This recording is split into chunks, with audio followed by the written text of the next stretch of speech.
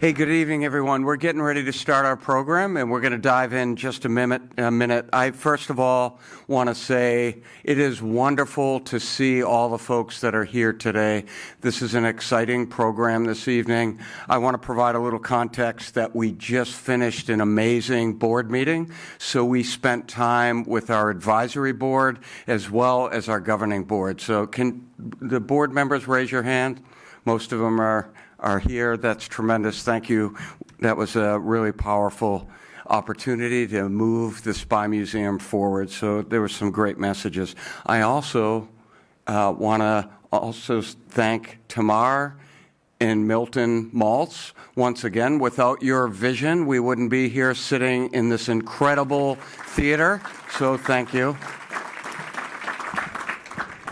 So tonight, we are excited to feature two personal friends of mine, Gina Bennett and Peter Bergen. So thank you for joining us this evening. Thank you for doing this program.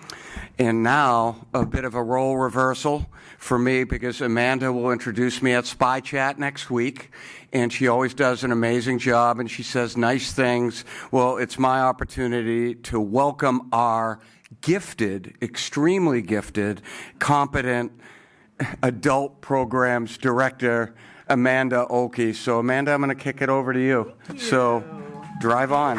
All right. Thank you. Thank you. Good evening, everyone. I'm so glad to see so many familiar faces and new faces. This is very exciting. So welcome to National Security Now, an evening with Gina Bennett and Peter Bergen.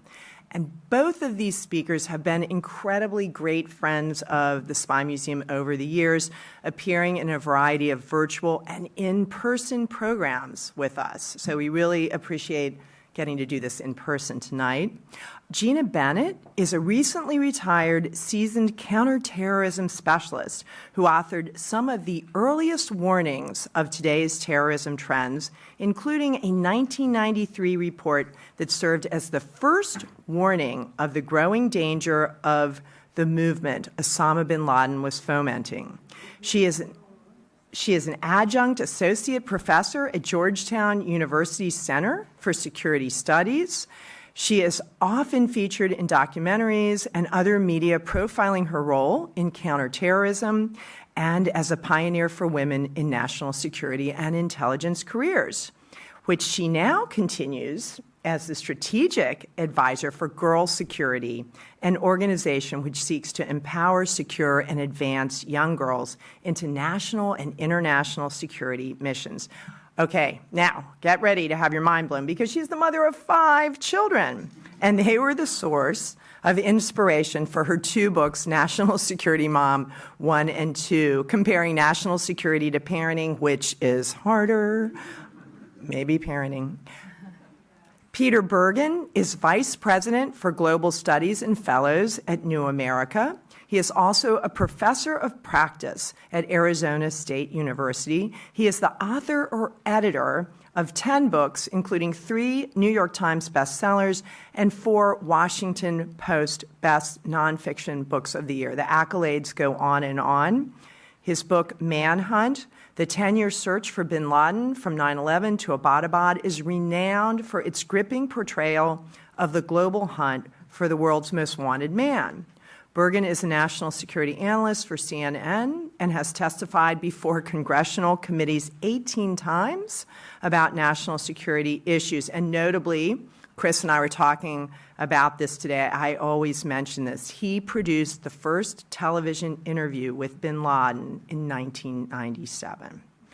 So our speakers tonight will discuss what is currently engaging their focus regarding national security. And then after their discussion, we will turn to you for your questions. So now, without further ado, over to you, Gina and Peter. Thank you.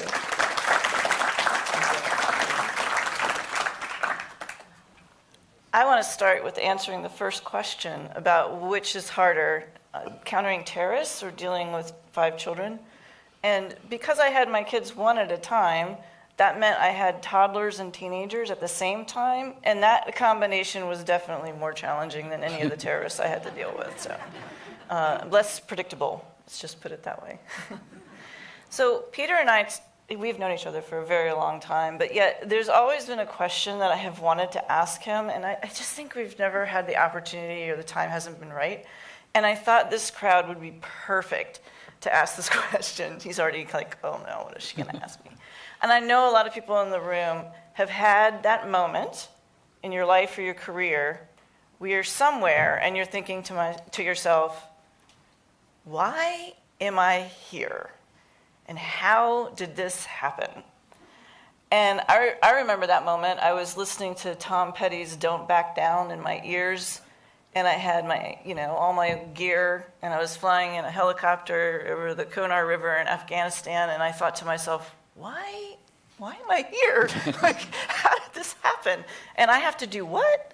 But anyway, so my question is, did you have that moment as you were going to meet Osama bin Laden? Like, did you ever get that gripping sense of, why am I doing this? Or maybe that's not the terrorist that did that to you.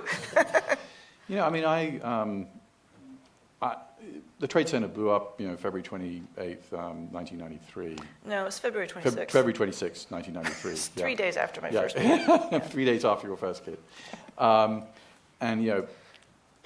There was a puzzle, and I'm interested in puzzles, and it turned out that the people involved, many of them, had trained in Afghanistan and supported the Afghan war effort. So I went to Afghanistan for the first time then, during the Civil War. The Civil War during the 90s was Mogadishu on steroids in Kabul. It was block-to-block fighting, and and I was very excited. I mean, it was interesting and exciting. I'd never been in a war before.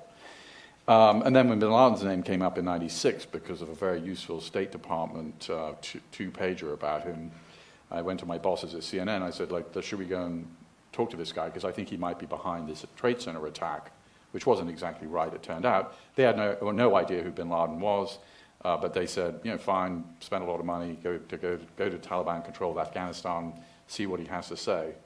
So when I got to Afghanistan, to answer your question, Gina, I mean, I was excited. I wasn't frightened, this was before Danny Pearl had been beheaded by Al-Qaeda. They had invited us. I felt that I'm a historian, and I'm also a Catholic, and I think both of these, the doctrine of original sin is something that I actually believe is quite a useful way of looking at the world, because it suggests that the world is not, human nature is pretty stable, and is not going to miraculously change. And when we interviewed him, he declared war on the United States, the first time he'd done it to a Western audience.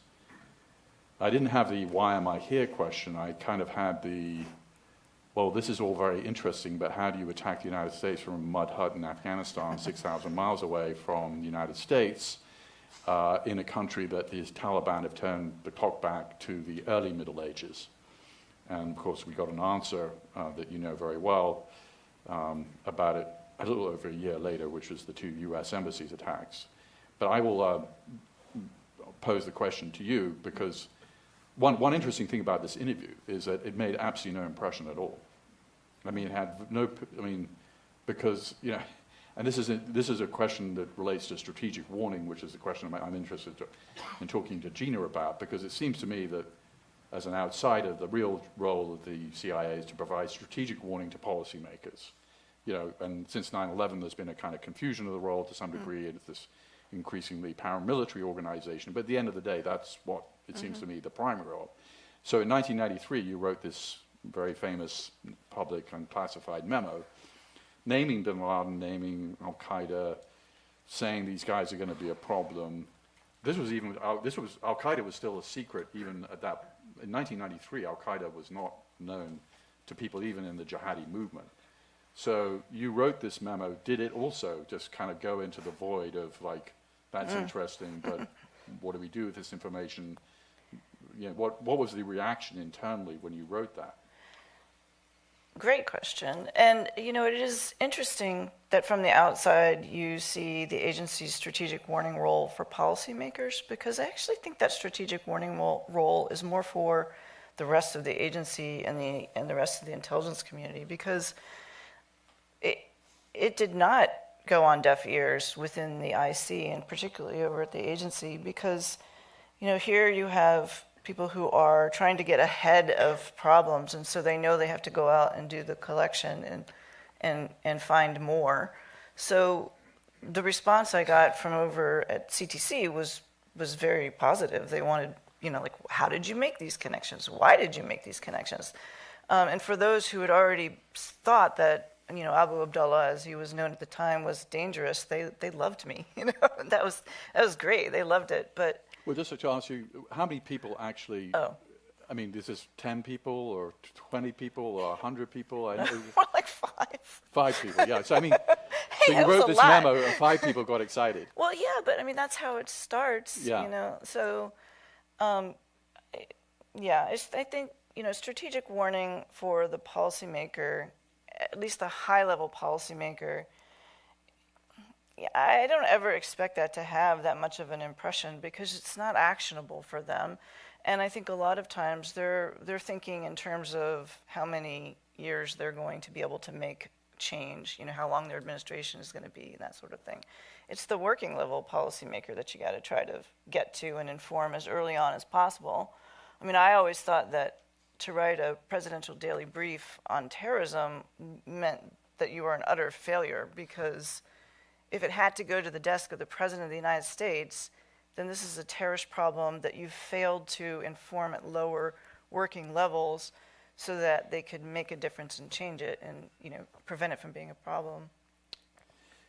General Hayden is here, and he said something very striking when we, in an interview that we did with him for an HBO film called Manhunt, and he's on the way to brief the president, and he says, basically you have to tell a story, to the president, that part of the job of the intelligence professional is not just providing a memo with a lot of information, but you have to tell a story.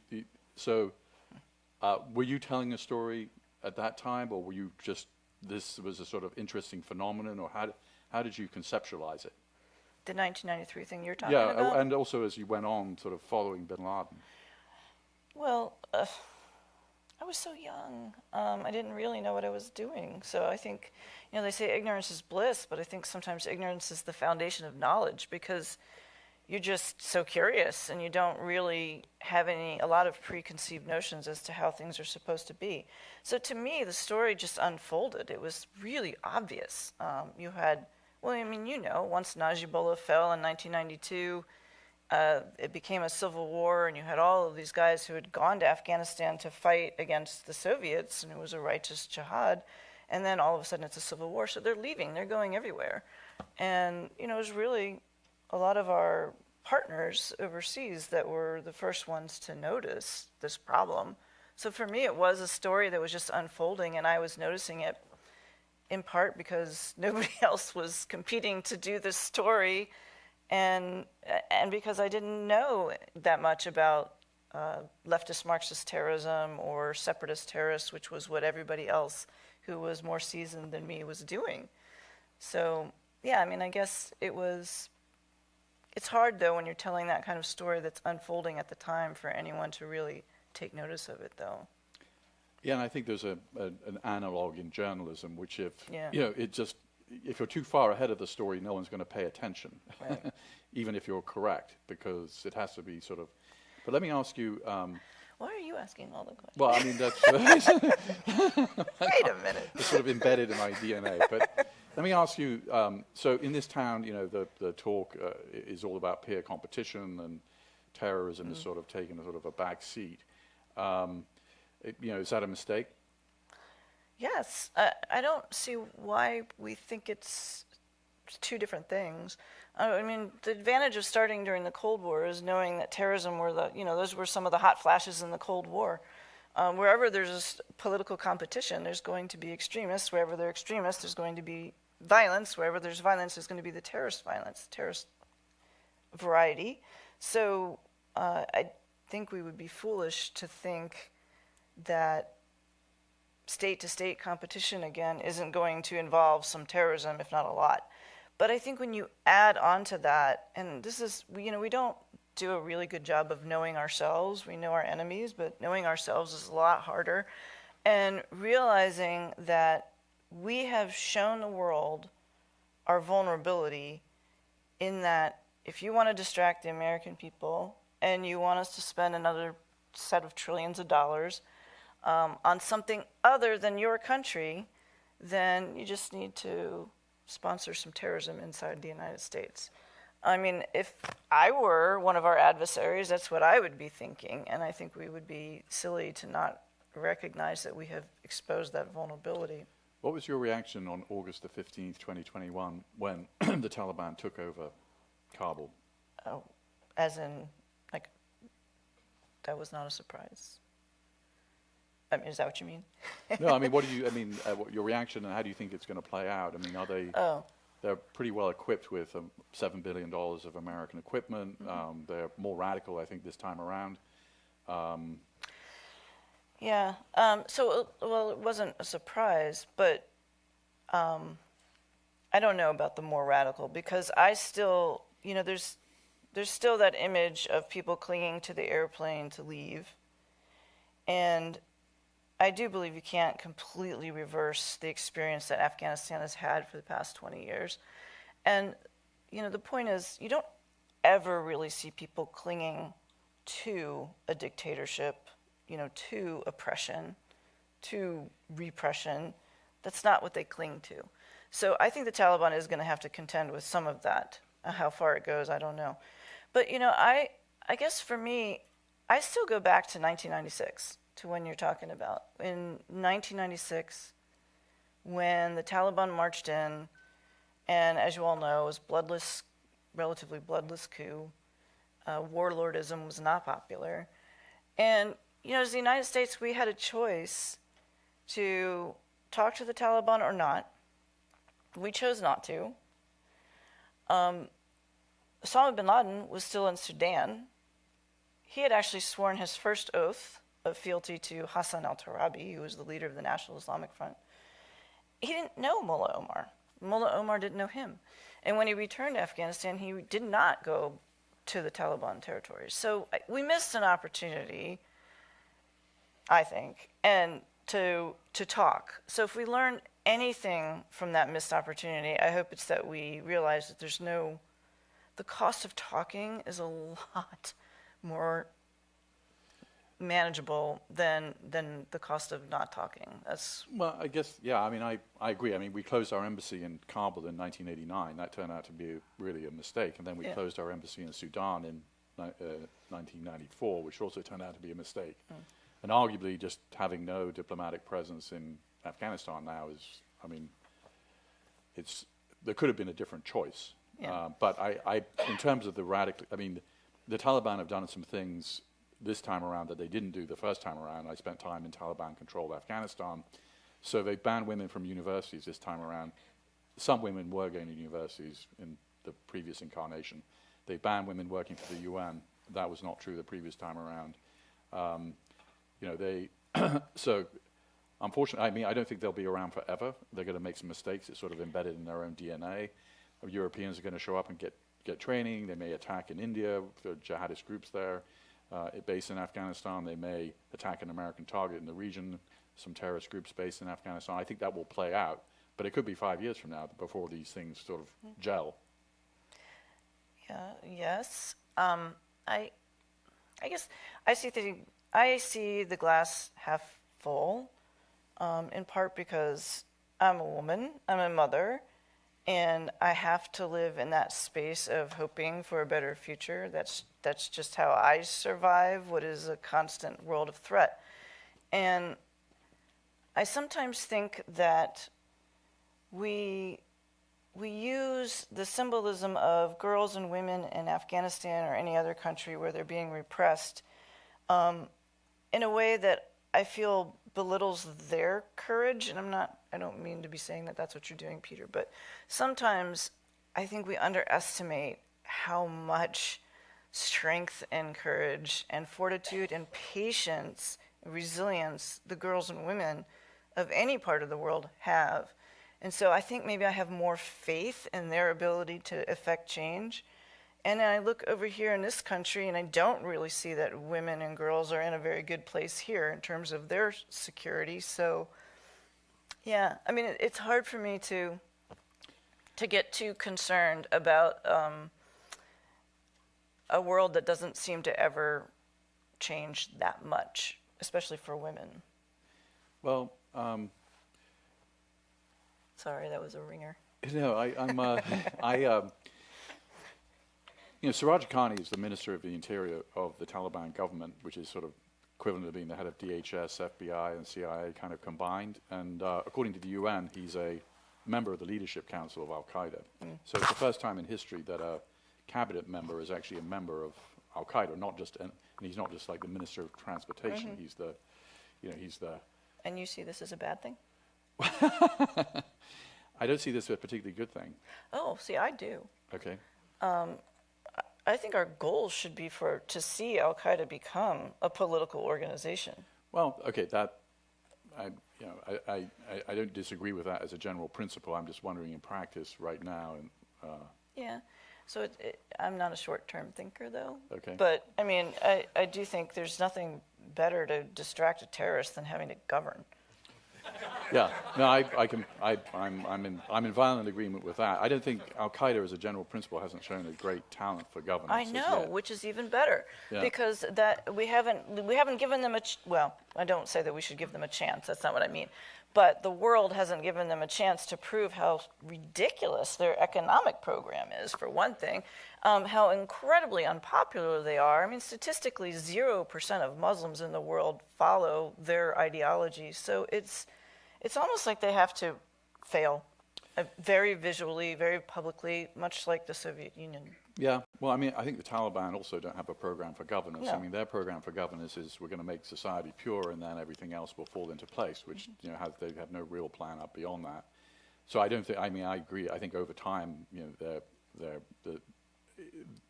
their ability to be in power will erode. I mean, just go back to December 2011 when Vice President Biden negotiated the pullout from Iraq. I mean, it was only 3 years later that President Obama reversed that because of ISIS. So politics can change. Other administration can make a new decision. Personally, I think this was probably the worst thing that we've done for decades in terms of the decision to. It was obviously a Trump administration decision that Biden went through with. I think it was a huge unforced error. 2,500 troops as a percentage of the 2 million Americans in uniform is nothing. It's a rounding error. And I think if we left one Marine in front of the U.S. Embassy in Afghanistan and said, we plan to be here for, for whatever, an indefinite period, the Afghans didn't care whether it was 4,000 troops or 2,500. They could care less. They just wanted to hear that we're staying. As soon as we said we're leaving, the Australians immediately pulled out, and everybody in this audience knows what happened. So, but in a way, the Ukraine war Putin did Biden a favor in the sense that, we've made a lot of the right decisions in the Ukraine war, but people around the world saw the Afghan withdrawal as just an example of America just in decline, making wrong decisions. So what do you think is going to happen next with the Taliban and Al-Qaeda relationship? Well, I mean, it remains very close. I mean, and what does that mean in practice? I mean, Al-Qaeda is very weak right now, but there are plenty of jihadi groups in Afghanistan that aren't necessarily Al-Qaeda, and I think I don't anticipate Americans going for training in Afghanistan. It's too far. It's too complicated. But Europeans showing up. And at the end of the day, I think it is useful to look at. I believe in people having ideologies that they actually believe. The global jihadist ideology the Taliban has is what they actually believe, and if they could export the jihad to Tajikistan, they would, and they're much better armed this time around. So, it didn't have to be this way. No, it didn't, that's for sure. I think going back to the psychological element too, that we sometimes also perhaps don't think about, but I mean, if I were Al-Qaeda, I would be and I think if bin Laden were still alive, he would understand the symbolism of this. I would want to make sure that the next Al-Qaeda attack, especially against an American target, whether in the United States or anywhere, was linked to Afghanistan. In some way, being able to demonstrate that you've completely failed, the psychological impact of that. Whether or not it falls on deaf ears with most Americans, I don't know, but I do think he would have been arguing for that at this point. So I wonder if there are some other Al-Qaeda leaders who are thinking in those terms. And frankly, today, unlike the days of the Maksab al-Khidmat and the journals and everything written, the handwritten everything pre-internet, they don't even have to actually plan it from Afghanistan anymore, just as long as there's some little breadcrumbs that make it plausible that something was linked. Yeah. I mean, I think the days of attributing attacks might be over. Well, should we throw it open to questions? Yes. And I didn't get to ask you very many questions. welcome. The Shauna Altmans and Hannah Soloyo running mics. Many of you know them. Raise your hands, people. We will come to you. I know Chris Costas. Here's Bob Wallace. Yes, Peter, your comment that Al-Qaeda is weak, the reference to conversation has been focused entirely in Afghanistan and that area. Al-Qaeda doesn't seem to be weak in Africa. It seems to be strong in Africa. Yeah, and ISIS is strong in Africa too. But I mean, the question, Al-Qaeda is, not. I don't think we're going to be. I think it's highly unlikely that Al-Qaeda would launch an attack, of any size in the West from West Africa right now. I mean, they certainly have the capacity to kidnap Westerners, and ISIS is certainly taking over large chunks of Mali and other. And so I don't disagree with that. The question is, do they have the capacity to carry out attacks in the West from there? And I don't think we've seen much evidence of that. What do you think, Gina? Well, I go back to my comment earlier that I think there's far more ability for planning and plotting to leverage different cells and different capabilities and skill sets. So I think it's possible we would see something supported from West Africa, especially if we have people who are, and when you have static safe haven, when you have that persistent safe haven, you're able to do more of the research and the technical research to bomb making and really advance those kinds of. Actually, arguing against myself for a minute, the Obama administration killed this guy, Sudani, who was leading ISIS in Somalia precisely because he was supporting, ISIS in Afghanistan. So, it's not impossible. Mm-hmm. Again, it has more to. I think it ultimately has to do with how decentralized the decision-making structure is, how flexible and agile it is, and do we end up with, like back in the old days, where you had individuals, they were just as competitive internally as they were with their own enemies, including us. So I think sometimes they do themselves in and could do a lot more collaborating across their own network, except that each person wants to be their own, leader, make their own mark. Next question. If in the absence of another question, I'm going to ask Gina a question, which is, so there's David Rappaport, who's a UCLA academic, kind of came up with I thought, a pretty good formulation about the 4 stages of terrorism. The first was the anarchists, who had some success and killed McKinley, amongst other things. But anarchism, by definition, doesn't have much of a sort of plan, and so it sort of died out within 30 years. The next wave was the kind of anti-colonial wave, and was actually somewhat successful in the French and Algeria, and in other, the Israeli, the Jewish, the Argun, for instance, against the British in Palestine. And then there was a Marxist wave, which sort of burned itself out roughly around the same time the Soviet Union collapsed. And now we're in this religious wave. And the big question, this religious wave, let's say it began in '79, that's a long time ago. These other waves kind of crested, and after 3 decades, they kind of burned out. Do you think this wave is sort of, certainly for the American public, it's really no longer something they really concern themselves about, with the geographical defeat of ISIS, with the death of bin Laden and Zawahiri? Do you think the religious wave, at least the Sunni jihadist wave, is waning, or is it just sort of, still there, waiting for the right opportunity in the right country? Well, I kind of see that as two different questions, because the Sunni jihadist-inspired terrorism I don't think is over. So that's one.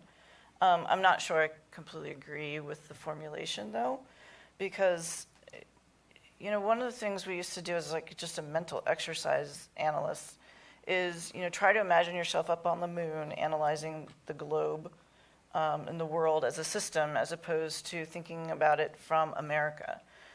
Because you sometimes miss the interconnections, or just the fact that it is a system. And once you do that, and when I first started analyzing terrorist movements, there were some countries in Africa that had only become independent within the past few years early. So it's really very stark to think about, right? Especially as you juxtapose it against your own understanding of the American Revolution. So from my perspective, when I look at these waves of terrorism, I think it all goes back a lot farther than that. But one thing that really strikes me is how much of it around the world, no matter what decade or where, is linked to the purging of a colonial rule. So, for hundreds and hundreds of years, the vast majority, 75% or more of this world, was ruled by an external, somebody who, by birthright, got to rule your country. And I think as I looked at all the countries that I looked at, purging that and trying to find your own authentic form of government while retaining some of the good things of this colonial structure that you had, dealing with the elites that were only elites because the colonists made, your ruler made them elites. All of that stuff is so violent. And if terrorism is all about the perceived imbalance of power and trying to right that. I mean, that's what motivates all terrorist groups to use mass murder. And it's not about heaven or hell. It's about power on earth as it's distributed and executed, and who has it and who doesn't, who wields it and who they dominate. And to me, that's what we're all experiencing. So what we're dealing with today, in this country, in Europe, and elsewhere in the world with globalization, I think is this, the identity crisis of, okay, who are we? Because when you think about the terrorism that we're experiencing, some of the violence that we're experiencing in the United States, I look at the countries that I watched, as former colonial or former colonies, and I think, here you had this very small group of elites against a non-homogeneous population, unlike other countries where there was an elites and maybe one or two populations that were on the outs. So it's taken this long for this non-homogeneous, excluded population to start pushing back on a legacy of power that really wasn't that different from the aristocracy that we broke with. So I don't know. I see the waves of terrorism quite differently and much more linked over hundreds and hundreds of years. And the one that we haven't talked about yet, and nobody ever wants to talk about, is the biggest one yet to come, or that is potentially out there. The biggest wave of terrorism is still potentially out there. But Well, what is that? yeah, that would be women against men. Well, that's And it's starting tonight. No. No. Well, that's a very interesting question because, I work at a think tank, New America, and we've been tracking terrorism since 9/11. And we used to just track jihadist terrorism, right-wing terrorism, And we've added recently incel misogynist terrorism as a category because it seems that, obviously men have been killing women for, all sorts of reasons for a long time. But this incel misogyny is it has a sort of ideological flavor which you can track. And there have been quite a number of lethal attacks. And so, certainly there's been this sort of male ideology against women that has been used for lethal attacks. You're saying that there's going to be the reverse? Someday. I think we need to be asking the question, and I would say that all terrorism has been misogynist. I mean, there's never been a terrorist group. There's never been a terrorist ideology. There's never been a terrorist leader. There's never been terrorism that sought to install women in power, ever. And if there's anybody who has more right to be angry about the imbalance of power, it's women. And there's far more of us than any other group in the world. So, from my perspective, incel is just a much more openly transparent form of every other kind of extremist ideology out there, which is still trying to retain male power. And the question of why aren't all terrorists women? Why aren't all women terrorists? Those are important questions because, I laugh too when I say it, but the question is back to my, ignorance is bliss. Ignorance is also the kernel of new knowledge, because we don't ask the question because we think we know the answer. But do we? Why don't women organize worldwide into terrorist organizations and extremist We're groups? too busy. Yeah, that could very well be the answer. But it's a burning question that I have, because having studied terrorist groups and why they do what they do, and how they talk themselves and their recruits into murdering innocent people the way they do, it just astounds me. I know we have a question up there with Hannah. Sorry. We have a couple. Fascinating. I don't think Peter's going to ever talk to me again.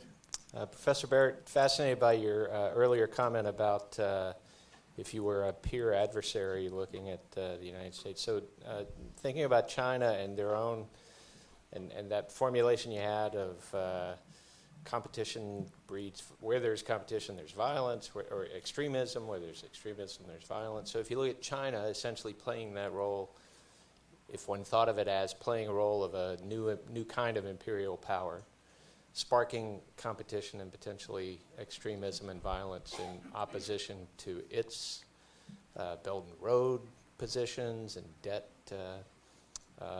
violence against marginal countries, marginalizing countries.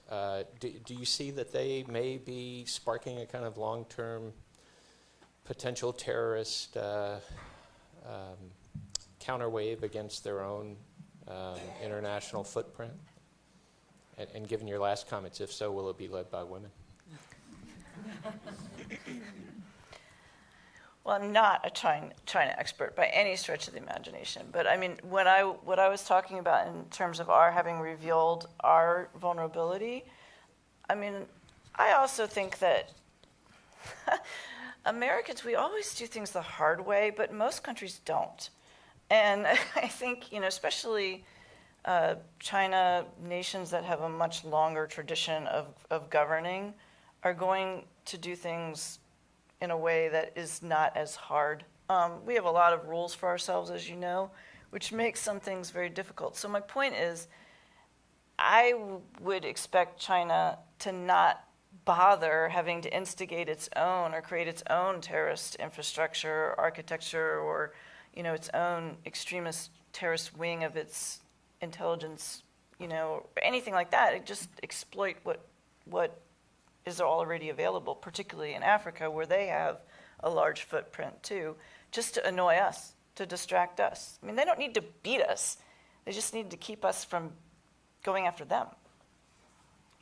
Yeah, I'm interested in things that don't happen, and one of the things that hasn't happened is, Russia engages in proxy warfare, and all sorts of countries around the world engage in proxy warfare. And you look at Africa, you look at the Middle East, the Emiratis, and the Qatari. In Libya, look at Libya. There are 6 or 7 countries that have engaged in forms of proxy warfare in Libya alone.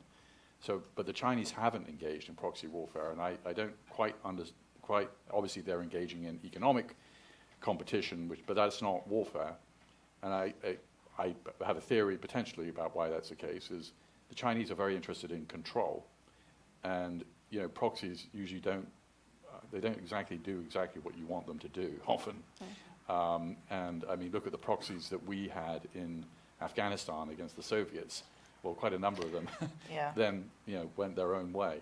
But it's one of those sort of things that the Chinese haven't engaged in. They could very clearly, they have the resources, but they have chosen not to do it. Or will we ever know? I mean, I just think, again, I go back to being able to attribute an attack in any kind of real time, given the cumbersome nature of the authorities that we have to rest upon for reacting, I think is a real problem for us in the future. I mean, we could have an attack in this country, and think about even the Oklahoma City bombing and how long it took for people to know whether or not that was foreign or domestic. That was relatively quick. Imagine a day where there are attacks like that, and the group behind it is actually trying to hide the attribution. And today, I think you can do that so much more easily. That I don't know. I know Shauna has a question. Hi. Referring back to one of the criticisms post 9/11 in the national security arena, are we at risk? We talked tonight about violence and terrorism, kidnappings, bombings. Are we at risk of not being imaginative enough about what terrorists could do in the cyber realm, whether against our infrastructure or with the emerging generative AI and the types of ripple effects it could have across symbolically? And along those lines, what is your greatest worry in that realm about where we're at risk or how creative terrorists could get? Do you want to answer first? Yeah, I'm sort of a skeptic about cyber terrorism because obviously there's a Moore's law, which means that an AI kind of makes that Moore's law even speed up potentially.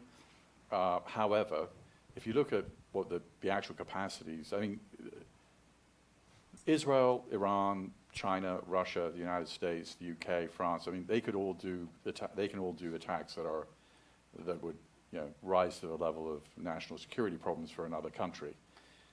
Terrorist groups have really not been they actually just want to do the things they know how to do, which is shoot people, blow up truck bombs, this kind of thing. So we haven't seen much evidence of it. I'm not saying it's not impossible, and clearly with the capacity, but you could imagine the North Koreans, for instance, sort of buying the capacity of a non-state actor to help them do something.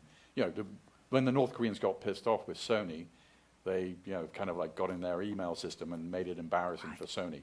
That is not a terrorist attack. So it could change, but I am for there was talk of a cyber 9/11. I just don't see that right now. I mean, there was a case in Florida relatively recently where the water supply, somebody changed the water supply so that there was essentially poison being put in the system, but very quickly the operator noticed it. We had the shutdown because of the pipeline shut down. But terrorism, I think, is really about killing people and/or very large financial costs imposed on the target. And right now, I just don't see it. Yeah, I think it's a very difficult question for two reasons. One, I mean, I generally have believed that terrorists don't really innovate; they just tweak. And I mean that tweak is pretty significant. From hijacking an aircraft to then using it. So it's not as if it isn't. But I'm reminded of again the internet. I remember, gosh, it must have been like 10, 15 years ago, being in a conference where we were talking about, will extremists ever like build up a trusting cell, an operative cell, having never met in person? And the vast majority of the terrorism experts just said, no, that's never going to happen. Never going to happen, because you have to, we know they meet and prove themselves in jail. There's this, we've got to know each other. We have to have served in some trench and, really trust each other that we've got each other's backs. But the psychologists in the room, they were like, you guys, yeah, no, you don't understand. The children who are going to be natives of the digital world aren't going to have those kinds of biases and frameworks and the way we do. And someday, the relationships that they build in the internet space are going to be more meaningful and just as, or at least just as meaningful to them as what you know to be meaningful today. And so I'm constantly remembering that. And why is that important to the cyber terrorism? Because it's a good reminder, too, of someone who might just tweak. And so if I can use a remote-controlled device to unleash a weapon rather than have to go fly it myself, I'm just saying it's just a tweak, right? But when you become very familiar and native to that world of cyberspace, I think it's not that hard to imagine creating violence through a cyber attack. Yeah, and I was part of the group that were very skeptical that the internet was going to be a problem for terrorism, because I thought the model was you go to Afghanistan, you meet lots of like-minded people, you exchange business cards, you get sort of you imbibe the ideology, and that's very important, which it is. And at the end of the day, building a truck bomb, is not something necessarily that you can just learn on the internet. However, I think I was wrong at that time. I think Gina's right. I mean, we saw what we didn't understand was the internet would inspire people to go and kill 45 people at a nightclub in Orlando, and with somebody who'd never been to Syria or Iraq, who was actually born in Queens, and that we didn't see. So, I mean, going back to your question, sir, of course we don't see what we don't see, and Yogi Berra famously said it's hard to make predictions, especially about the future. So, clearly, the internet may give us our adversaries, including terrorists, some capacities that it's hard to kind of imagine right now. However, I still go back to the point that they haven't really done anything like that in terms of an attack that would, close down our financial system and result in multiple deaths. We haven't seen it. I think we have time for one last question, because Hannah, I think yes, yeah. It's hard not to tell a dad joke when I get a microphone. So my question is, based upon the have and the have-not mentality, and I support you in that concept, the fact that most terrorism is born from the fact that people who have not want to attack those who have. As far as like 9/11 and our country's response to it, and the fact that it pretty much almost bankrupt America, is there any change to our reaction to terrorism as we're engaging with them? Like as we find cells, instead of actually attacking the cell and as a defensive mechanism, actually engaging in the conversations like you mentioned earlier, so that we can understand what is it that you don't have that would allow you to feel comfortable, so you don't feel like you have to actually attack us in that sense. Because when we attack, we can actually create more terrorists, right? I mean, I lost my father from a terrorist attack, as a child would say, and so I'm now going to be a terrorist. And we saw that in Afghanistan, especially when we had things like drone strikes and whatnot. So, thoughts? Yeah, so, 34 years in counterterrorism, and I have been accused of many, many things over those years, to include being an apologist for terrorists because of some of the things that I've said.